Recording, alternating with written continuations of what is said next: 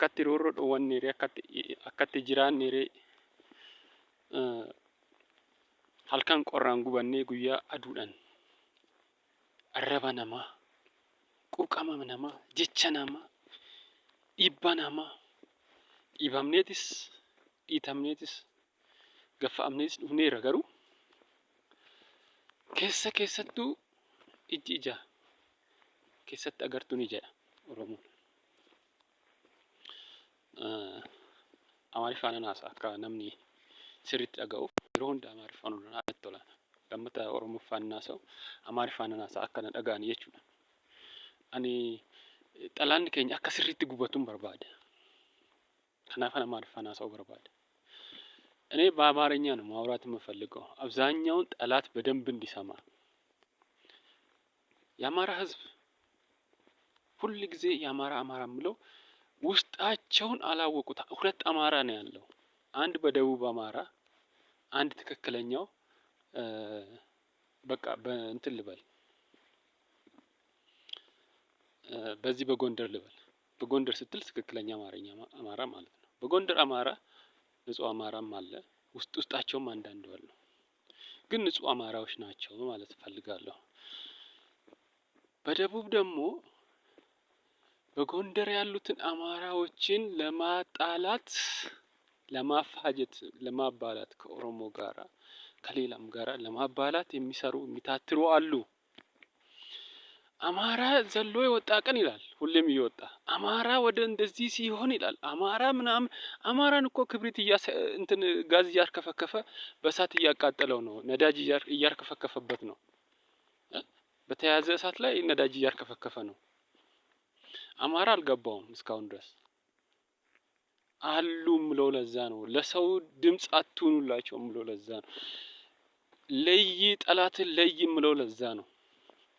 አብዛኛውን እኔ እወቅ ራስን እወቅ ምለውም ለዛ ነው። አልገባቸውም። አሁን ገና ቀስ በቀስ እየገባ ስትመጣ እኔ እውነቴን ነው ምለው አማራ በዛን ሰዓት ቆም ብሎ ሲያይ ምክክር ሲያደርግ አይ ኖ አያገባህም ይላል። በዛን ሰዓት ኖ አያገባህም፣ በቃ እረፍ ከኔ ላይ አያገባህም አንተን። በዛ ሰዓት ነው አያገባህም፣ እኔ ስራ ነው የምፈልገው፣ የሚያዋጣኝ ስራ ነው፣ ራሳችንን የምናውቀው እኛ ነን በዛን ሰዓት ነው የምትሉት። አልገባችሁም? አሁንም ይሆን በቃ ውስጣችሁ የሚያተራምስ ገብቶ የሚያተራምሰው እናንተ እንደምታዩት ምንድነው በቃ ጠቅላይ ሚኒስትር ብቻ ነው እንደዚህ ተጽዕኖ የሚፈጥርብን አይደለም። ጠቅላይ ሚኒስትር ምን ያውቃል? ምን ያውቃል ስለእናንተ ውስጥ ገብታችሁ እንደሚተራመስ ነገር አለ እያልኩ የምለው ውስጥን በደንብ አጥራ ቁጭ ብለህ ተመካከር። ሀገራዊ ምክክር ደግሞ ከምንም በላይ ነው። ያፋቅራል።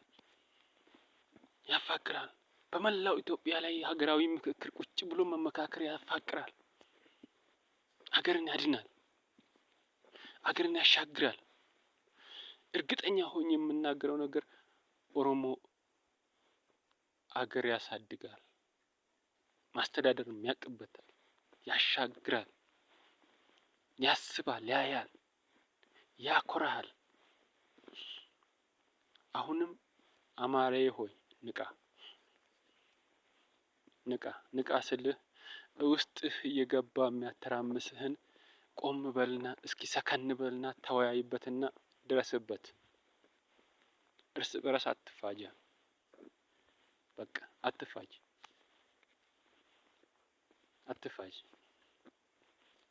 ንጹህ ወንድሜ ነህ፣ ታሳዝነኛለህ። ስትንገላታ ታሳዝነኛለህ። ሁሌም ስትጮህ ታሳዝነኛለህ። ግን ለምንድነው ነው? በቃ እስኪ እንደ ሰው ቆም ብለህ አስብና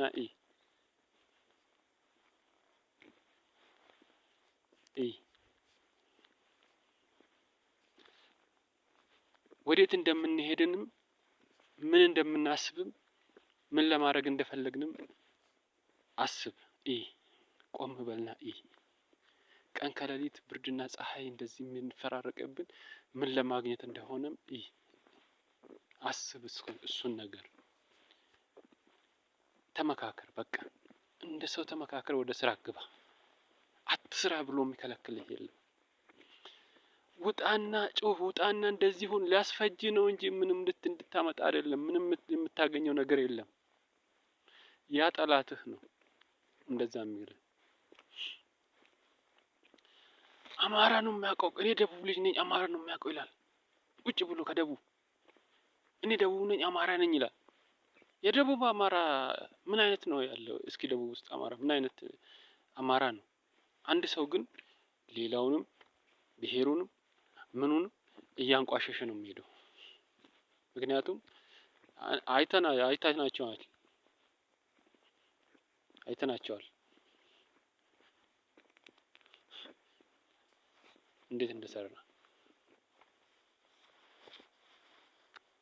ስቶፕ በል በቃ ስቶፕ። አንተ ለራስም አላወቅም፣ እኛን ልትመራ አትችልም በል። ደቡብ አንድ አመት እንደተቀመጠ ነው እንትኑ የተቀመጠበት ወንበሩ የዣቀቀው ወይንም የተነቃነቀበት ገና ስንት ሳይል። ይሄ ማለት የፈለኩት ምንድነው?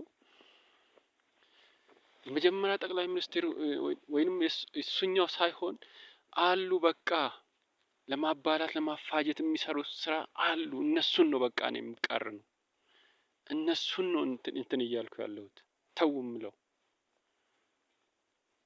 እነኛ ሰዎች አይጠቅማችሁም፣ ተው እንስራ ነው በቃ። ነው ወደ ስራ እንግባ ነው አባባሌ። እንስራ፣ እንደግ፣ አብረን እንደግ፣ አብረን እንስራ፣ ስሩ ነው እንጂ እኔ ሁሌም ሰው እንዲጮህ ሁሌም ባልሆነ ነገር በሚሆንም በማይሆንም ነገር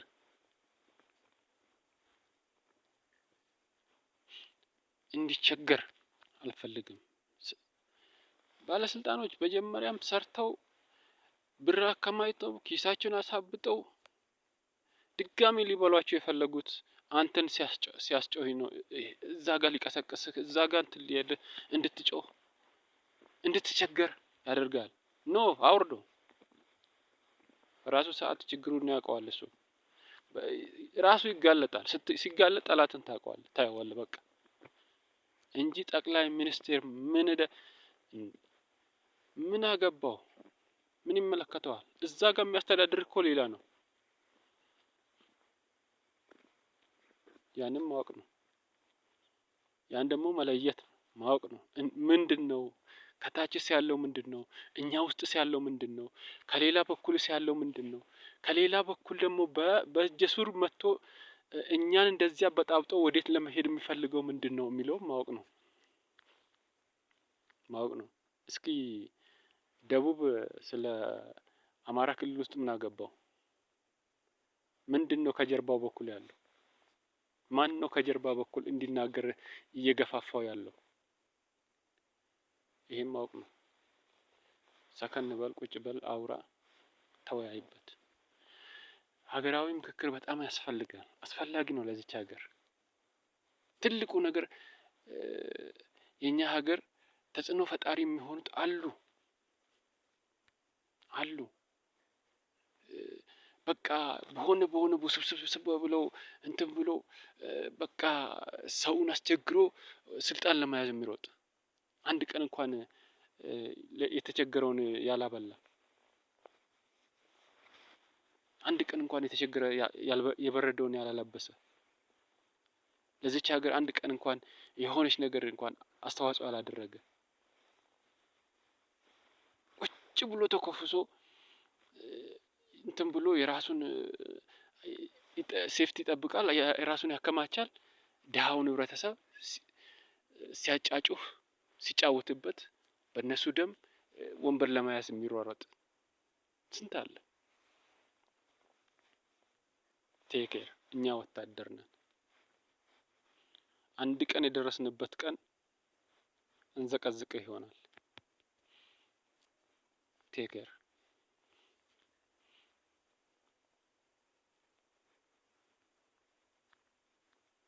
እኔ ጠዋትም ብያለሁ፣ ትናንትናም ቀንም ብያለሁ። ሁሉም አማራ ችግረኛ ነው። ሁሉም አማራ ተጽዕኖ ፈጣሪ ነው። ሁሉም አማራ ችግር ፈጣሪ ነው ብለን አንፈርጅም ብያለሁ። ከውስጥ ከውስጥ ናቸው። እነሱን ለዩና ተው በሉ። ይመለሳል ሰው። ንጹዎች ነን ብለው ወጥተው እንትን ሲሉ ሰምቻለሁ። ሰው ይመለሳል። ሰው ነህ።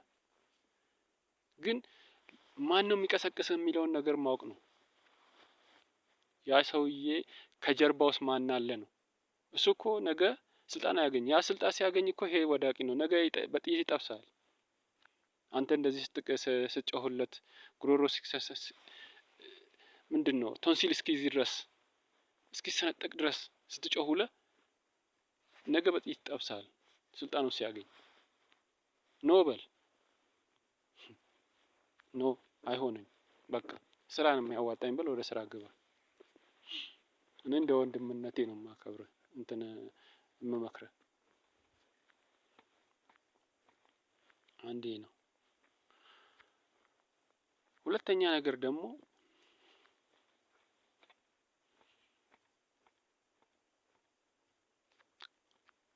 በጣም አስቸጋሪ ውስብስብ ነገር ነው እናንተ ውስጥ ያለው። ብቻ እግዚአብሔር ይፍታው።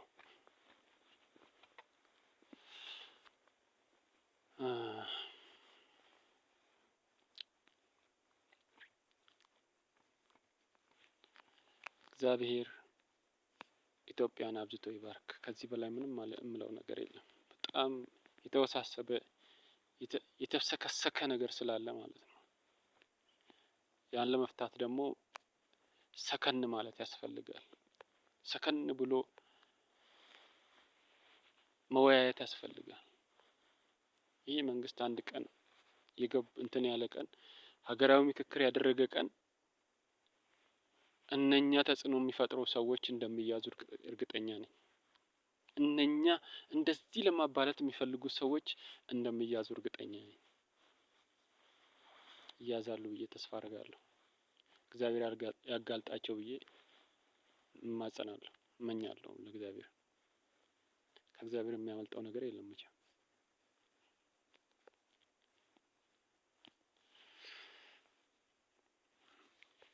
ኢትዮጵያ ወደፊት ህዝቦቿን አብዝቶ ይባርክ፣ ህዝቦቿን ይጠብቅ። ኢትዮጵያ ለዘላለም ትኑር።